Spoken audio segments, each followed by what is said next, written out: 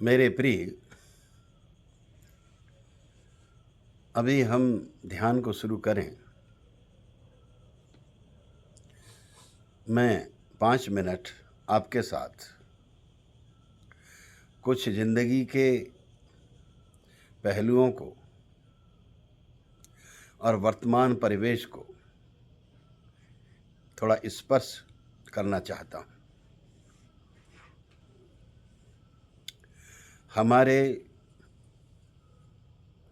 तमाम ऋषियों ने, तमाम संतों ने, तमाम गुरुओं ने, बुद्धों ने कुछ बातें हैं जो जीवन के खुशहाली के लिए, ज़िंदगी के सुख के लिए, शांति के लिए कही हैं। हमारे सामने उन्होंने अपने जीवन को तपाकर, अपनी ज़िंदगी के तमाम अनुभव से उस परम सत्य को जानकर ज़िंदगी के पारिवारिक सामाजिक धरातल पर खुशहाली से जीने के लिए संदेश दिया है। और उसमें से एक बहुत प्यारी सी, खूबसूरत सी बात एक सूत्र की तरह, एक मंत्र की तरह ये कही है कि इस जगत में, पूरे ब्रह्मांड में, मनुष्य की जिंदगी में शुभ और अशुभ, अच्छा और बुरा, सुख और दुख उसकी रजा में होता है। जो कुछ भी यहां होता है उसकी मर्जी में होता है, उसके हुक्म में होता है। दूसरी बात ये कही है कि जो उसके हुक्म में चलता है, जो उसकी रजा को स्वीकारता है, जो उसकी आज्ञा का पालन करता है, वो हमेशा सुखी रहता है, खुश रहता है। जो उसके हुक्म में नहीं चलता, जो उसकी रजा में नहीं चलता, जो अपनी मनमानी करता है, वो दुखी होता है और परेशान होता है। इसलिए जीवन शैली को जो इस बात को, इस सूत्र को, इस मंत्र को अपनाते हैं, उनको 2 श्रेणी में रखा। एक श्रेणी बनाई मनमुख, अपने मन के अनुसार चलना, और एक श्रेणी रखी गुरुमुख। गुरुमुख उन्हें कहा गया जो गुरु की आज्ञा का पालन करते हैं, जो गुरु को सुनते हैं, गुरु की बात मानते हैं और अपने जीवन के फैसले, जिंदगी के फैसले उसके अनुसार लेते हैं। मनमुख हमने उन्हें कहा, या गुरुओं ने मनमुख उन्हें कहा जो अपनी बात मानते हैं, हमेशा अपनी बात को सही करते हैं, हमेशा यही कहते हैं कि जो मैं कह रहा हूं, जो मैं कर रहा हूं वही सही है, बाकी सब गलत। अथवा जो वो चाहते हैं,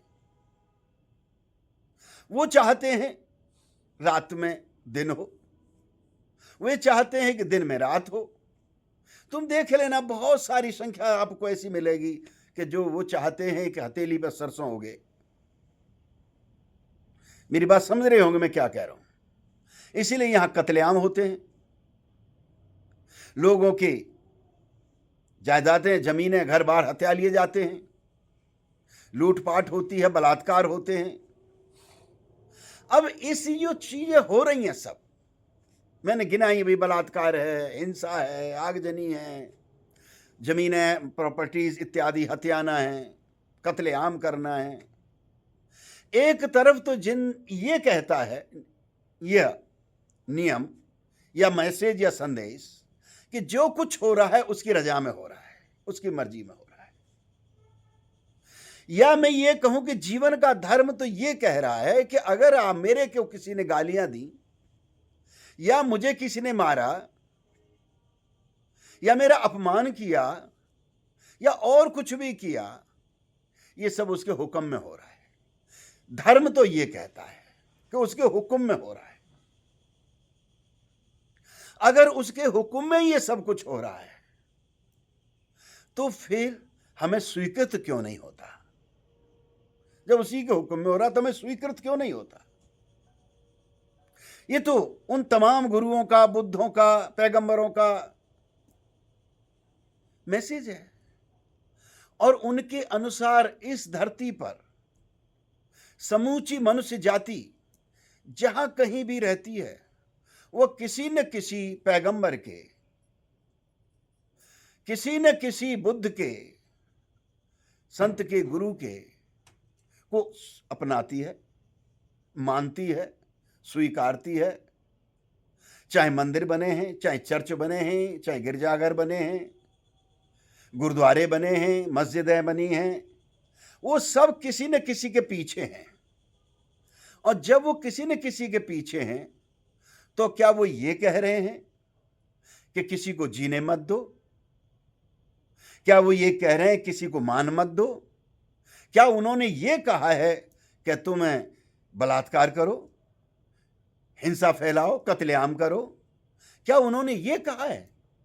मेरे देखे, तुम्हारे भी जाने, शायद धरती पर कोई मजहब ऐसा नहीं है, उस मजहब का कोई मसीहा, कोई पैगंबर ऐसा नहीं है जिसने यह संदेश दिया हो। लेकिन फिर भी हमें वह बात स्वीकार क्यों नहीं होती? हम उससे राजी क्यों नहीं होते जब वो सब कुछ उसके हुक्म में हो रहा है? तो जीवन का धर्म तो यही कहता है कि यहां जो कुछ हो रहा है उसके हुक्म में ही हो रहा है। अब अगर उसी के हुक्म में हो रहा है, ये धर्म कहता है। अभी कल की ही घटना है और एक और बात कह रहे, जो कुछ है यहां, जो कुछ होता है उसके हुक्म में भी होता है और निश्चित भी है। हैं? क्या है? निश्चित तय भी है।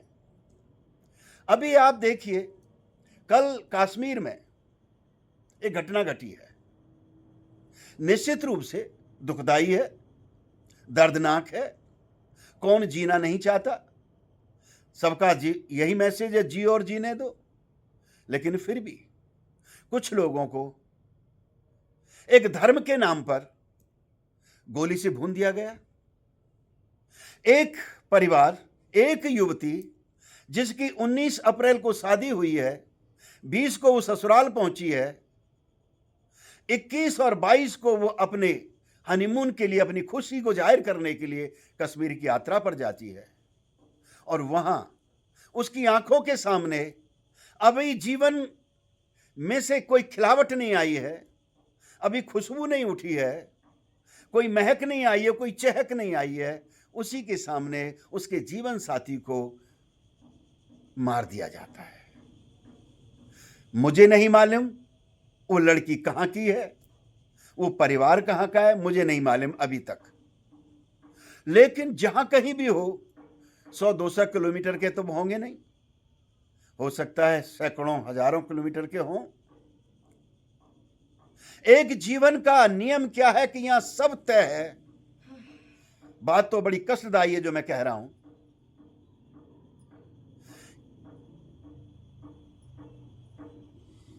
क्या मृत्यु कहां लेकर गई? उसे जहां था मर तो वहां भी सकता था, कैसे भी, लेकिन नहीं। मृत्यु कहां लेकर गई? ये जो धर्म है, जो इस यूनिवर्स का नियम है, यहां सब अपने नियम में चल रहा है। तुम स्वीकारो मत स्वीकारो, मानो मत मानो, हो सकता है मेरी बात बुरी भी लगे। यह मैं मानता हूं कि इस नियम को, इस धर्म को लोगों ने जानकर ऐसे अत्याचार भी किए हैं। आतंक और है क्या मतलब? लेकिन फिर भी बात वहां उठती है, क्या आतंक में भी तो उसी का हाथ है? जब सारा हुक्म में ही चल रहा है तो आतंक भी तो वही पैदा कर रहा है, मार भी तो वही रहा है। तो मृत्यु कहां लेकर गई? और इतना ही नहीं, जब मारना ही था तो उसके जीवन दूसरे साथी को भी मार देते लोग। नहीं, उसे नहीं गोली मारी गई। क्यों? उसकी मृत्यु तय नहीं थी, अभी उसे जीना था। जहां ये अस्तित्व में जो तय है, जब है, जहां है, वो होके रहता है जैसे भी है। और जो तय उधर ये है मरना, और उधर ये भी तय है कि ऐसे हालात में भी यहां जीवन है। एक बच जाता है और एक मार दिया जाता है। तो एक तो घटना है यहां जो धर्म है यूनिवर्स का, जगत का, उसमें है, ये रहा हुक्म रजाई। लेकिन यहां जिंदगी कुछ और कहती है। जिंदगी के मायने कुछ हैं। जिंदगी यहां सूत में, माला में मोती के तरह जैसे गुथे हैं, हमारी जिंदगी ऐसी जुड़ी है। हमारे संबंधों में, हमारे रिश्तों से, हमारे व्यवहार से जिंदगी जुड़ी है। और हम उस जिंदगी को जैसे भी हैं जीना चाहते हैं, इसीलिए यहां जीने पर जोर है। अब जिंदगी ये कहती है, मैं जानता हूं, मैं जानती हूं अच्छी तरह से ये सब तेरी मर्जी है, पर मैं इसे स्वीकार कैसे करूं, इसे बर्दाश्त कैसे करूं। मेरे प्यारे मित्रों, मैं थोड़ा सा समय आपका लिया है, लेकिन जो कुछ भी घटना घटी, जो कुछ हुआ जिंदगी के धरातल पर, यह शुभ नहीं है। जब सबने प्रेम की बात करी है, अभी आप एक गीत भी सुन रहे थे, हैं? यहां सब प्रेम की ही बात हो रही थी उस पर। जहां प्रेम होता है, और जब भी कोई कौम प्रेम से वंचित होती है, जितनी भी कौमें प्रेम से वंचित रही हैं, वो आतंक फैलाती है। और जिन कौमों में प्रेम रहा है, जो कौमें गुरुओं के पास रही हैं, गुरुओं से जुड़ी रही हैं, वहां प्रेम आता है, वहां जिंदगी आती है। और जब जिंदगी की बात आती है तो जिंदगी का नियम यह कहता है, जिंदगी का धर्म यह कहता है कि मेरा कर्तव्य है, मेरा उत्तरदायित्व है कि मैं हर सूरत में बचाऊं जिंदगी को। अगर मेरे साथ आपने दुर्व्यवहार किया है, हो सकता है मैं एक बार को आपके साथ दुर्व्यवहार ना करूं, पर मैं अपने को बचाऊंगा तो सही। और अपने को बचाने में अगर मुझे आपकी छाती में कील भी गाड़नी पड़े, बर्छी भी भौंकनी पड़े, मुझे गोली भी दागनी पड़े, तो मैं करूंगा। यह कहता है जिंदगी का धर्म। मेरे घर पर कोई हमला करे, कोई आग लगाए, तो क्या मेरा उत्तरदायित्व नहीं है कि मैं बचाऊं?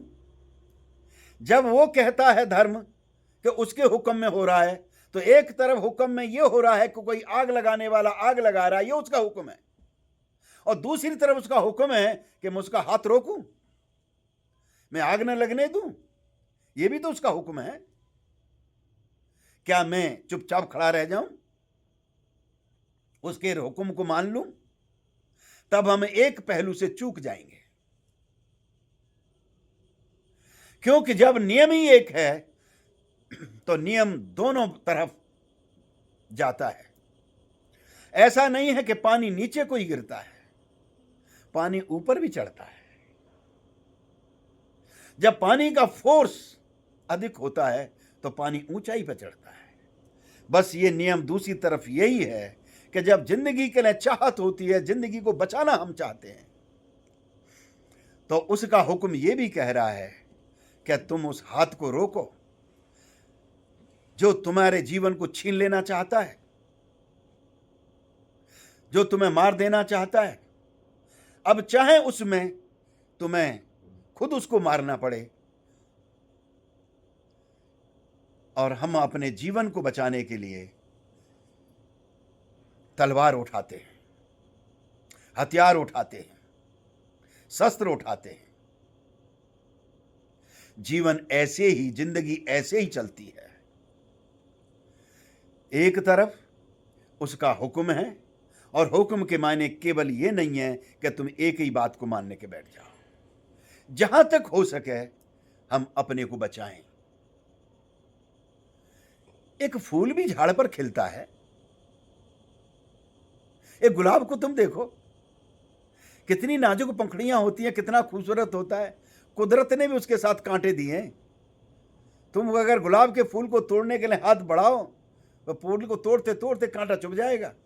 वो संदेश यही दे रहा है कि जीवन को क्षति पहुंचा रहे हो तुम। इसलिए मेरा उत्तरदायित्व और कर्तव्य है कि मैं बचाऊं अपने को। तो हम क्यों चुपचाप बैठ जाते हैं? हमें चुप रहने की जरूरत नहीं है। हमें अपनी जिंदगी का बचाने की जरूरत है और उसके लिए हमें अपने जवाब देने की भी जरूरत है। मैंने ये थोड़ी सी बातें आपसे कही। अगर हमारा शरीर रोगी है, हमारा मन अप्रसन्न है, हम किसी बात से दुखी या परेशान हैं, तो क्या हम ऐसे ही रह जाएं? क्या हमारा उत्तरदायित्व नहीं है कि हम उस दुख से, उस रोग से अपने को मुक्त करें? वो भी तो हमारा उत्तरदायित्व है। हम अपनी खुशी का आंगन तैयार करें, ये भी हमारा कर्तव्य है। तो गुरुओं ने जो बात कही है उसके ठीक ठीक मायने संतों के, बुद्धों के हमें ठीक ठीक समझने हैं, ठीक ठीक जानने हैं। यह मैंने थोड़ी सी बातें आपके साथ शेयर की हैं और अब हम ध्यान के लिए चलते हैं। एक बहुत प्यारा सा, खूबसूरत सा ध्यान है।